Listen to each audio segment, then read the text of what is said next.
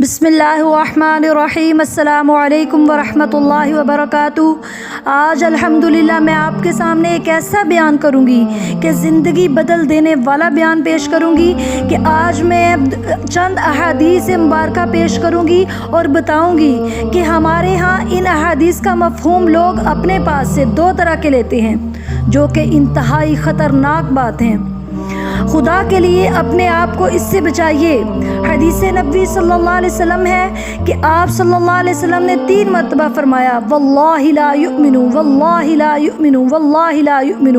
پہلے تو میں آپ کو چند احادیثیں یہ پڑھ کے بتاؤں گی، پھر ان کی تشریح ترجمے کے بعد انشاءاللہ تعالی آپ کو وہ 2 مفہوم جو ہیں وہ آپ کے سامنے بیان کروں گی کہ جب نبی کریم صلی اللہ علیہ وسلم نے 3 مرتبہ یہ کہا کہ واللہ لا یؤمن، تو اللہ کی قسم وہ شخص مومن نہیں، اللہ کی قسم وہ شخص مومن نہیں، اللہ کی قسم وہ شخص مومن نہیں۔ واقعہ یہ ہے کہ ہم تصور نہیں کر سکتے کہ صحابہ اکرام رضوان اللہ علیہم اجمعین کیسے لرز گئے ہوں گے، کانپ اٹھے ہوں گے۔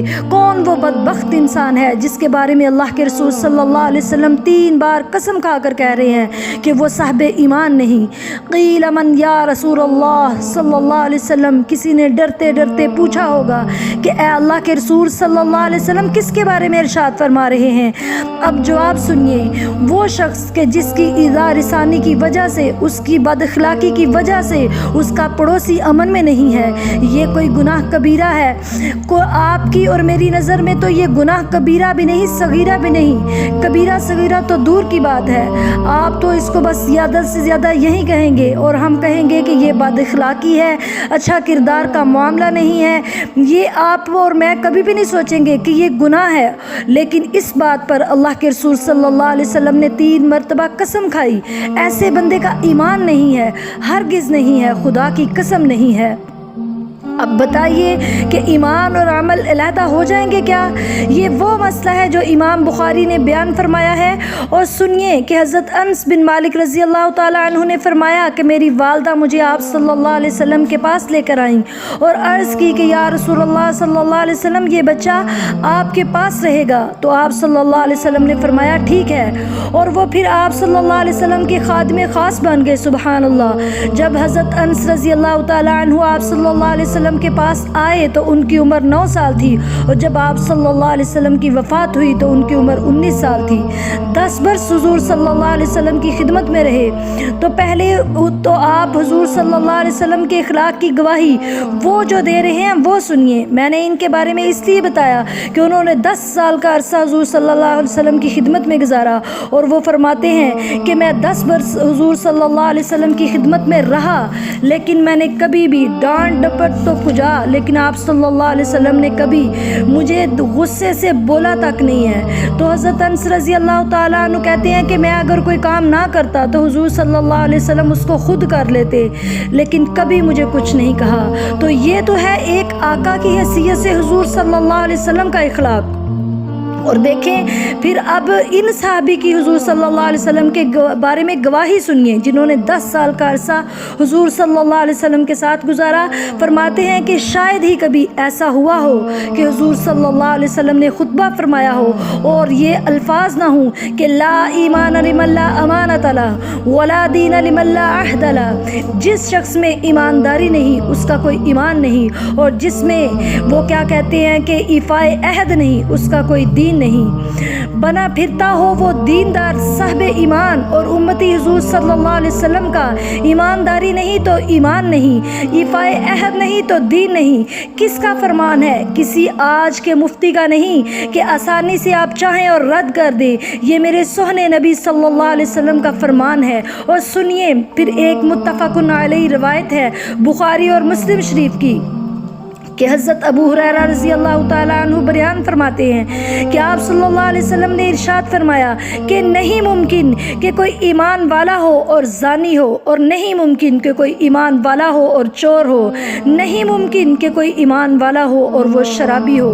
جس میں بھی یہ خرابیاں پائی جاتی ہیں تو ایسا ممکن نہیں کہ وہ حالت ایمان میں ہو اور یہ سارے کام کرے۔ اب مغالطے کیا ہو گئے؟ اب میں اپنے اصل پوائنٹ کی طرف طرف آپ لوگوں کو لے کر جانا چاہتی ہوں کہ اب ان دو باتوں کی طرف لے کے جاؤں گی کہ ان باتوں کو ایک طبقہ وہ ہے کہ جو قانونی باتیں سمجھتا ہے. یہ قانونی ایمان کی بات نہیں ہو رہی بلکہ حقیقی ایمان کی بات ہو رہی ہے. قانونی ایمان کی بات ہو تو یہ کافر ہو گیا نا، کہ ادھر تو لکھا ہے نا کہ لا ایمان، کہ وہ مومن نہیں، وہ اس کے اندر ایمان نہیں، تو وہ پھر وہاں پہ تو قانونی طور پہ وہ کیا کہتے ہیں لکھے ہوئے پر عمل درآمد ہوگا، اس قول پہ عمل درآمد ہوگا. تو یہ وہ حقیقی ایمان ہے، قلبی ایمان ہے. اس کے بارے میں فرمایا جا رہا ہے وہ دل سے نکل جائے تو گناہ ہوتا ہے. ایک اور حدیث میں حضور صلی اللہ علیہ وسلم نے اسے اور واضح کر دیا کہ جب کوئی شخص گناہ کرتا ہے تو ایمان اس کے دل سے نکل کر اس کے سر پر منڈلاتا ہے.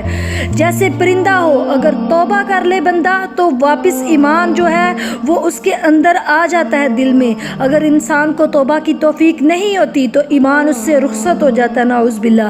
لیکن خدا کے لیے دو انتہاؤں سے اپنے آپ کو بچائیے.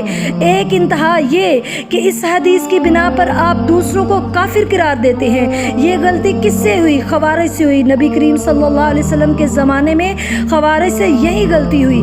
فارس کا مصرع یہ ہے کہ یہ باریک بال جتنا فرق ہوتا ہے لیکن زمین و آسمان کے سے نتیجے نکل آتے ہیں. انہوں نے ایسی حدیثیں سن کر ہی فیصلے دے دیے کہ اگر ایمان نہیں رہا تو نعوذ باللہ پھر کافر ہے. کتنا یہ آسانی سے نتیجہ نکل آیا ان سے. ایمان نہیں ہے تو کافر ہے، کہ کوئی شخص ایماندار نہیں ہے تو مومن نہیں ہے، اور مومن نہیں ہے تو کافر ہے. تو لہٰذا ان کے حساب سے تو وہ پکا جہنمی ہے، نعوذ باللہ. یہ کہنا بہت بڑی غلطی بھی ہے اور بہت بڑی گمراہی بھی ہے. اور دوسرا طبقہ جو ہمارے ہاں یہ پاک و ہند میں ہے کہ وہ ہمارے ہاں ایک اور انداز ہے کہ وہ جنت اور دوزخ کے فیصلے اور قیامت کے اور آخرت کے بھی فیصلے قانونی اسلام کی بنیاد پر کرتے ہیں.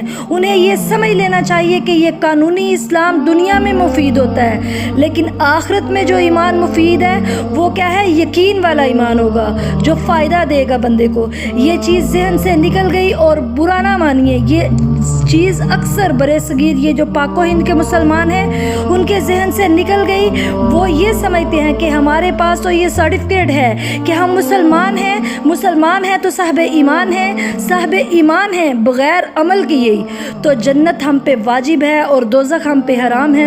کیا ان کی سوچ ہے یہ دیکھیں. اگر آپ کے دل میں یہ بات ہے تو پھر گناہ کرو، کیوں حرام خوری نہ کرو، کیوں رشوتیں نہ لو، کیوں بددیانتی نہ کرو، جبکہ دوزخ تو بقول آپ پہ حرام کر دی گئی ہے اور آپ کو کوئی چیز جو ہے وہ نقصان نہیں پہنچا سکتی. اور یہ جو طریقہ تھا یہ مرجیہ کا عقیدہ تھا. اصل میں یہ دوسری انتہا تھی مرجیہ کی، اور پہلی جو تھی وہ تھی خوارج کی انتہا. تو آج ہمارے ہاں اکثر دلوں میں دماغوں میں یہ چیزیں دونوں جو ہے نا وہ بیٹھ گئی ہیں.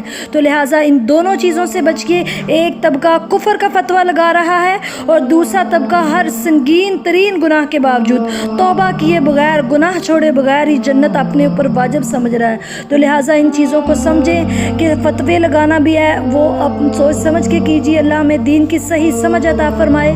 السلام علیکم ورحمۃ اللہ وبرکاتہ.